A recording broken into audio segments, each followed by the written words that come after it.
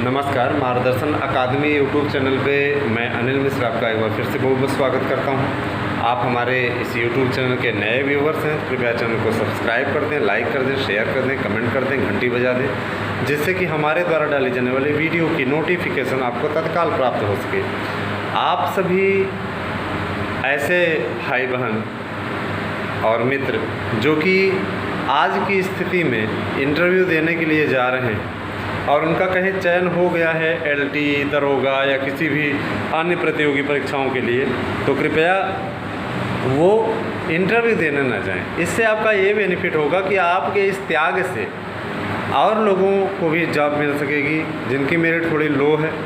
तो अभी तक मेरे इस अनुरोध पे 26 से 30 बच्चों ने, अभ्यर्थियों ने, भाई और बहनों ने त्याग किया है। मैं उनका आभारी हूँ और निरंतर मेरे पास कॉल आ रहे हैं कि सर हम छोड़ रहे हैं आपकी अपील पे। तो मुझे इस बात की बेहद प्रसन्नता है कि हमारी अपील आप तक पहुंच रही है और आप उस बात को मान रहे हैं। TGT PGT की तैयारी का ट्रेंड तेज़ी से बदला है। इंटरव्यूज़ में संस्कृत और कला विषय का चल रहा है। शेष विषयों का जैसे शेड्यूल आता है हम आपको और भी उपलब्ध कराएंगे। आज हमारी एक यूट्यूब यूज़र ने हमसे प्रश्न किया कि सर इस विषय का हमें स्पेशल विषय का नाम लिया, कोई बताइए ऑनलाइन क्लास के लिए। तो हम ये बताना चाहते हैं आपको कि हमारे इस चैनल पे आपको सभी विषयों के वीडियो उपलब्ध होंगे। आप तैयारी कीजिए। आपके तैयारी और मार्गदर्शन के लिए जो हेल्प हमसे बन सकेगी हम करने का प्रयास करेंगे।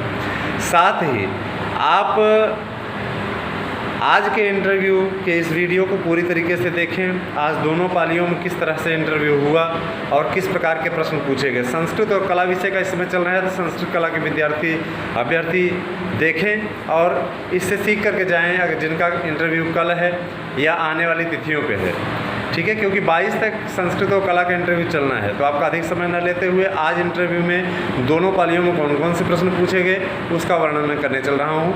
इसका सटीक उत्तर भी देखें संस्कृत और कला के विद्यार्थी, और उसका अनुमान लगाएं कि उनसे क्या पूछा जा सकता है। तो देखिए, आज संस्कृत विषय में पहला ही प्रश्न पूछा गया है एक अभ्यर्थी से, श्री राम की बहन का क्या नाम है। बहुत बड़ा प्रश्न है।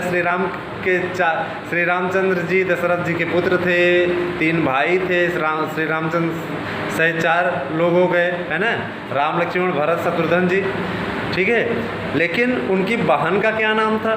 तो ये बहुत आश्चर्यजनक प्रश्न है आपके लिए। लेकिन जिन्होंने उत्तरामचरितम पढ़ा है, उत्तरामचरितम के प्रथम अंक में ही वर्णन मिलता है कि उनकी बहन का नाम शांता था। आप सीधे बोल दीजिए कि सर श्रीमान जी, श्री राम की बहन का नाम शांता था। अब शांता वाला हो गया तो पूछे कि शांता का विवाह किससे हुआ था?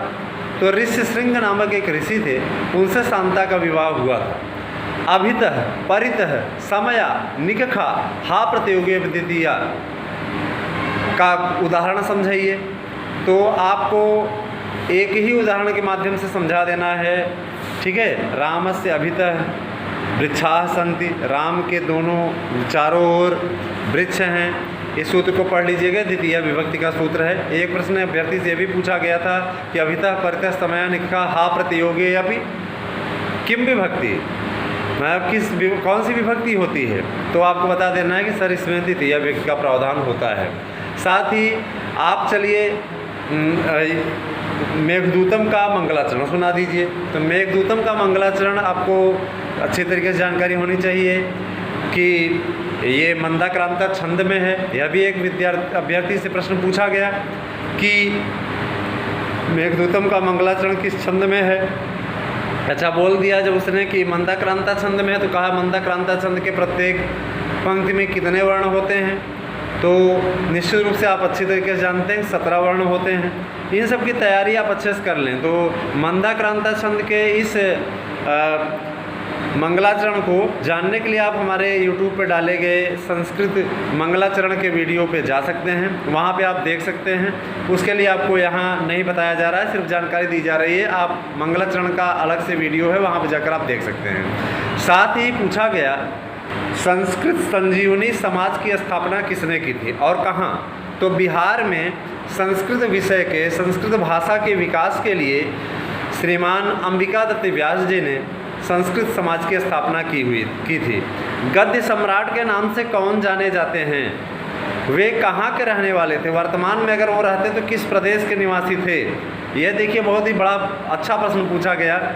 वो जानना चाह रहे हैं कि वो किस प्रदेश के निवासी थे, कहाँ पर उनका जन्म हुआ था, जन्म स्थान पूछना चाह रहे हैं। तो सीधे ना पूछ करके इस प्रकार से पूछ रहे हैं। तो आप जान लीजिए कि गद्य सम्राट बाणभट्ट जी को कहा जाता है। बाणभट्ट जी वर्तमान में अगर रहते तो बिहार के निवासी रहते, बिहार के रहने वाले थे। बाणभट्ट किसके आश्रयदाता कवि थे? तो आप लोग जानते हैं अच्छी तरीके से, पुलकेशन के भाई के यहाँ वो आश्रयदाता कवि थे और उनके यहाँ वो निवास करते थे। ध्यान दीजिएगा, बाणभट्ट जी के विषय में आपको ये जानकारी थोड़ी सी मिस्टेक हो गई। देखिए, बाणभट्ट जी हर्षवर्धन के कवि थे। हर्षवर्धन जो कि वर्धन साम्राज्य के शासक थे, उनके यहाँ राजा के यहाँ आश्रयदाता थे और उनके दरबार में रहते थे। उन्होंने वहाँ पे एक ग्रंथ की रचना की हर्षचरितम नाम से। तो आप जान सकते हैं, हाँ, बाणभट्ट की कौन सी रचना आख्यायिका के नाम से जानी जाती है? आज की तारीख में यह भी प्रश्न भी पूछा गया। तो बाणभट्ट की कौन सी रचना आख्यायिका के रूप में जानी जाती है? आप अच्छी तरीके से जानते हैं कि यह है हर्षचरितम। इसे आख्यायिका ग्रंथ कहा जाता है। नाटक के कितने भेद होते हैं?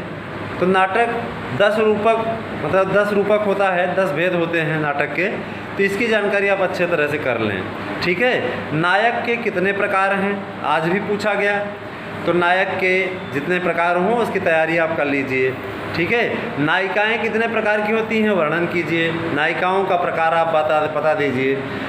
यदि कोई पुरुष पर स्त्री से मिल करके आया हुआ हो और उसकी प्रेमिका उससे नाराज़ हो जाए तो ऐसी प्रेमिका को किस नाम से पुकारेंगे काव्य साहित्य की दृष्टि से?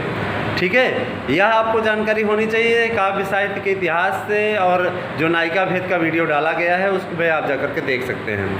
साथ ही ध्यान दीजिएगा कि कला के विद्यार्थियों से जो प्रश्न पूछे गए, कला के विद्यार्थी बंधु भी इस बात पर ध्यान दें कि कला में पूछा गया कि गांधार शैली और नागर शैली, इन दोनों में कोई एक समानता बताइए।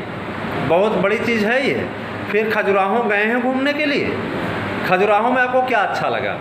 जैसे आपने कहा दिया कि हाँ गए हैं घूमने, या नहीं भी गए हैं तो वहाँ का आपको क्या अच्छा लगता है?